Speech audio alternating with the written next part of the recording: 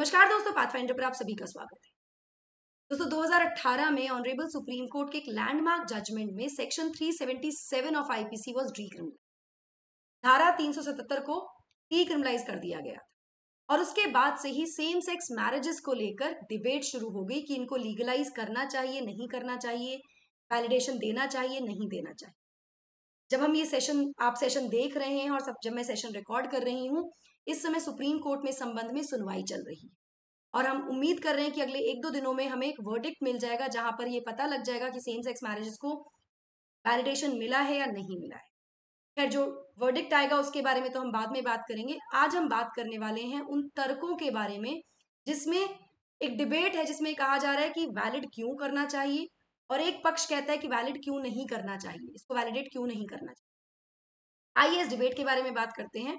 तो एक 5 जजेस सुप्रीम कोर्ट बेंच यानी कि कॉन्स्टिट्यूशनल बेंच ने सुनवाई शुरू कर दी है on the batch of petitions which are regarding the legalization of same sex marriages in India from today. आज से सुनवाई शुरू हो गई है और ये तब आया जब 15 इस तरह की पिटिशंस को इस मैटर पे रेफर किया गया था एक लार्जर बेंच को फ्रॉम एन अथॉरिटेटिव डिसीजन जो लास्ट मंथ आया था by the CJI led bench, जिसने इस पूरे मुद्दे को बहुत ही सेमाइनल इशू कहा था, बहुत ही ऐसा इशू कहा था जिसका फ्यूचर में इम्पैक्ट हो सकता है।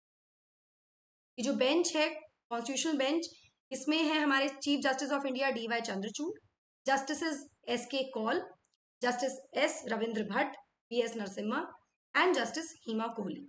ये सुनवाई को इसमें इसकी शुरुआत हो चुकी है सुनवाई की और ये सुनवाई शुरू की गई है 2 days after the centre has termed the petition. जो ये पिटिशन गई है, केंद्र ने उन पिटिशंस को ये कहा है कि वो रिफ्लेक्ट करती है मेयरली अर्बन एलिटिस्ट व्यू, मतलब एक सेक्शन ऑफ सोसाइटी के व्यूज को रिफ्लेक्ट कर रही है पिटिशंस।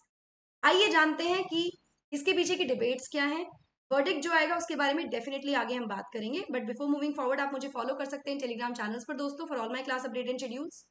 इसके साथ साथ पाथफाइंडर आपके लिए लेकर आ रहा है trail blazer course for UPSC CSE 2024 एक बहुत ही नॉमिनल प्राइस पर। अगर आप पाथफाइंडर की पूरी टीम के साथ इस कोर्स का हिस्सा बनना चाहते हैं तो आपको सिर्फ इस कोर्स में एनरोल करना होगा। डिस्क्रिप्शन बॉक्स में डिटेल्स आपको इसके बारे में मिल जाएंगी। इस कोर्स में एनरोल करने के लिए आपको जो कोड यूज करना है वो यूज करना है पाथफाइंडर का कोड।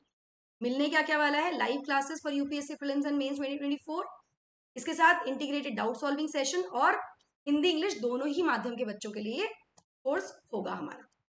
चलिए अब डिबेट की बात करते हैं। तो अब जैसा कि मैंने आपको शुरुआत में बताया कि 2018 के एक जजमेंट में ऑनरेबल सुप्रीम कोर्ट ने लैंडमार्क जजमेंट देते हुए डीक्रिमिनलाइज किया था सेक्शन 377 ऑफ आईपीसी। सेक्शन 377 कहता है कि ये क्रिमिनलाइज करता था कंसेंशुअल सेक्स को against the order of nature which it considered sexual acts between individuals of the same gender. मतलब एक ही जेंडर के लोग अगर कंसेंशुअल सेक्स में इन्वॉल्व हैं which is against the order of the nature, तो ये क्रिमिनलाइज करता था सेक्शन 377, जिसको डीक्रिमिनलाइज कर दिया गया by honourable supreme court in 2018 landmark judgment. उसके बाद से ही एक डिमांड शुरू हो गई थी of legalising the same sex marriages. इस वजह से in a bid to reduce the taboo, एक टैबू जो इसके साथ अटैच है, जो डिस्क्रिमिनेशन हो रहा है against the LGBTQIA plus communities, और साथ साथ एक लॉन्ग टर्म एफर्ट लाने के लिए ताकि नॉर्मलाइज किया जा सके होमोसेक्सुअलिटी को विद इन द सोसाइटी। तो ये पूरा मुद्दा है। अब what are the arguments in favour of legalising same sex marriages, ये देख लेते हैं। तो सबसे पहले Delhi commission for protection of child rights DCPCR support करता है इन पिटिशंस को, ये कहते हुए कि जो सेम सेक्स फैमिलीज हैं, फैमिली यूनिट्स हैं, वो नॉर्मल यूनिट्स हैं और सरकार को सपोर्ट करना चाहिए, इंटरवीन करना चाहिए इसमें कुछ एनकरेज करने के लिए इस तरह की फैमिली यूनिट्स को। यहाँ पर DCPCR ने कहा कि multiple studies have argued that same sex couples can be good parents. ऐसे बहुत सारी स्टडीज कंडक्ट की गई जिसमें बताया गया कि जो सेम सेक्स कपल्स हैं वो अच्छे पेरेंट्स होते हैं। 50 से ज्यादा कंट्रीज अलाउ करती हैं सेम सेक्स कपल्स को टू लीगली अडॉप्ट चिल्ड्रन। ठीक है, इन प्लीज के थ्रू जो पेटिशनर्स हैं वो चाहते हैं कि उन्हें वाइडर कॉन्स्टिट्यूशनल एंटाइटलमेंट मिले, उनको वाइडर राइट्स मिले based on the right to life, personal liberty, right to dignity और जो भी इससे रिलेटेड राइट्स हैं उसमें। तो ये इनका पूरा उद्देश्य है। यहीं पर इंडियन साइकेट्रिक सोसाइटी IPS जो है वो भी सेम सेक्स फैमिली यूनिट्स के सपोर्ट में आई और उन्होंने आर्ग्यू किया कि वो प्रमोट करती है इनके इंक्लूजन को सोसाइटी में। यहाँ पर मेडिकल बॉडी ने कहा कि होमोसेक्सुअलिटी कोई बीमारी नहीं है, it is not an illness.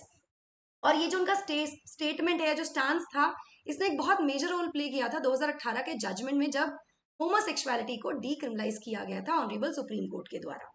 तो ऑन दी कंटेंशन, जब उनसे कंटेंट किया गया कि चिल्ड्रन जो होते हैं सेम सेक्स कपल के, वो स्टिग्मा फेस करते हैं, आईपीएस ने कहा, द इंडियन साइकेट्रिक सोसाइटी, इसने कहा कि ये इम्पेरेटिव है कि जो LGBTQIA कपल्स हैं वो अपने बच्चों को एक जेंडर न्यूट्रल एनवायरनमेंट में रेज करते हैं, पर इसके साथ साथ हमें समझना चाहिए कि जो एक बड़ा ओनस है वो it lies on the family, the community, the school and the society, कि वो सेंसिटाइज करें बच्चों को प्रोटेक्ट करने के लिए और इंश्योर करें उनके डेवलपमेंट को। तो ये सिर्फ एक जगह पर स्टिग्मा क्रिएट नहीं होना चाहिए, ये जिम्मेदारी बाकी लोगों की भी यहाँ पर है।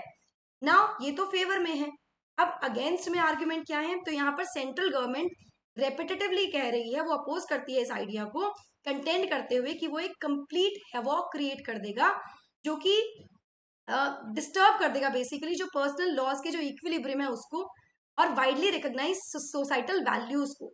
और साथ में ये भी कहा गया, सेंटर की तरफ से आर्ग्यूमेंट भी आया कि ये सिर्फ एक ना छोटा सा सेक्शन, एलीट सेक्शन जो है, ये उनके व्यूज को रिफ्लेक्ट करते हैं petition, it is not society at large, ये भी कहा गया है।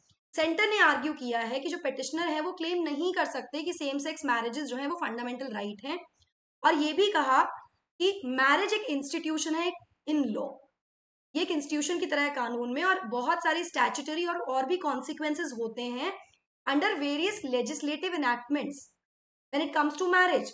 देयरफॉर कोई भी फॉर्मल रिकॉग्निशन देना ऐसे ह्यूमन रिलेशनशिप को, it cannot be regarded as just a privacy issue between two adults, इसको आप राइट का इशू नहीं बना सकते हैं, ये सेंटर की तरफ से कहा गया है।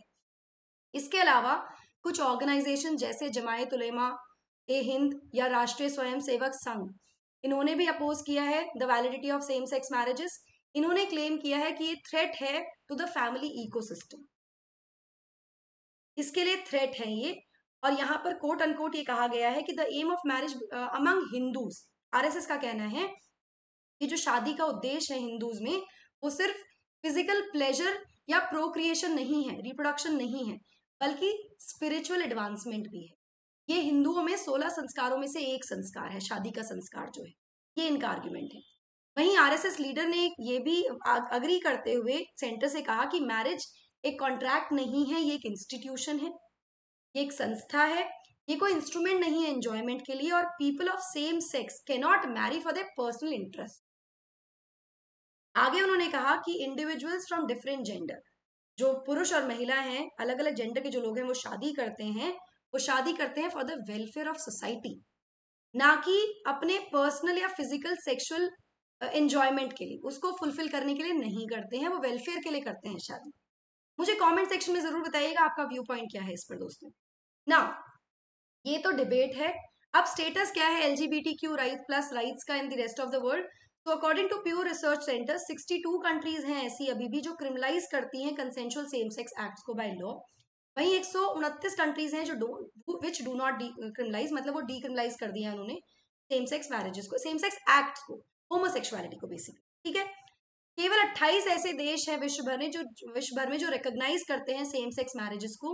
वहीं 34 कुछ ऐसे देश भी हैं जो प्रोवाइड करते हैं for some partnership recognition for same sex couples, लेकिन ये मैरिज को रिकॉग्नाइज नहीं करते, ठीक है। According to International Lesbian, Gay, Bisexual, Trans and Intersex Association, वहीं पर कुछ ऐसे कंट्रीज भी हैं जहां पर डेथ पेनल्टी लीगली प्रिस्क्राइब्ड है punishment for homosexual acts, and the countries are Brunei, Iran, Mauritania, Saudi Arabia and Yemen. आपको इसके बारे में क्या लगता है, आपके क्या व्यू पॉइंट्स है, आप मुझे बताइए। आप कैसा वर्डिक्ट एक्सपेक्ट कर रहे हैं सुप्रीम कोर्ट से, ये भी मुझे बताइएगा कमेंट सेक्शन में दोस्तों।